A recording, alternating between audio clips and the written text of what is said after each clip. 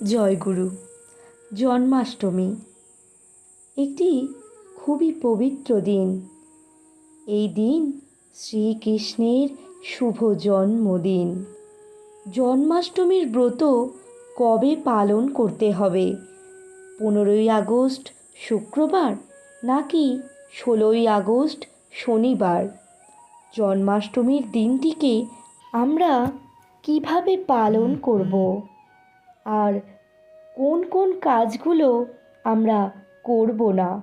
জন্মাষ্টমীর মাহাত্ম্য কী?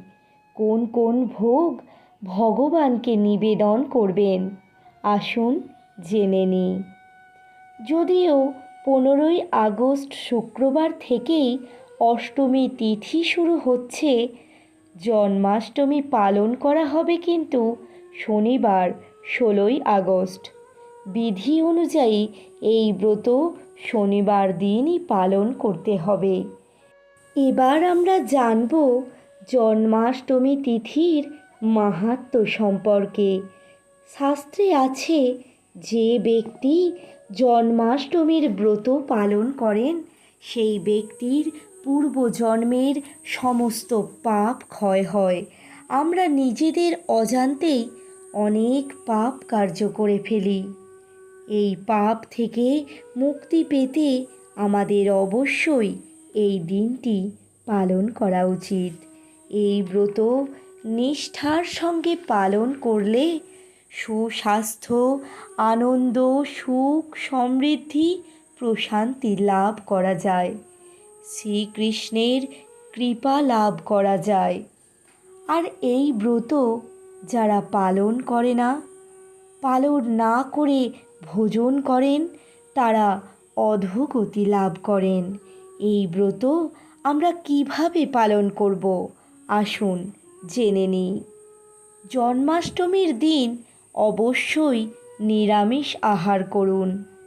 তার আগের দিন থেকেই নিরামিষ আহার করলে আরও ভালো। ব্রাহ্ম মুহূর্তে উঠে ঠাকুরের নাম ধ্যানাদি সেরে স্নান করে তারপর ঠাকুরকে ভোগ নিবেদন করুন। এবার জানব ঠাকুরকে কি কি ভোগ দেবেন।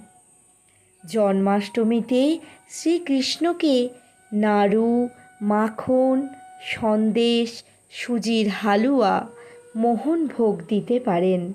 এছাড়াও তালের বড়া, পিঠে পুলি এসব কিছুও দিতে পারেন। সারা দিন নাম জপ করুন। শ্রী শ্রী ঠাকুরের মতো করে দিনটি পালন করার চেষ্টা করুন। এই দিন আমরা যে যে কাজগুলো করব না, সেগুলি হলো, কোনোভাবেই আমিষ খাদ্য খাওয়া যাবে না, পরনিন্দা করব না, পরচর্চা করব না, কোনো মিথ্যা কথা বলবো না, রাগ, দুঃখ, অভিমান কিচ্ছু না। সারা দিন শুধু আনন্দে থাকার চেষ্টা করব। এগুলি পরিহার করার চেষ্টা করব সারা দিন।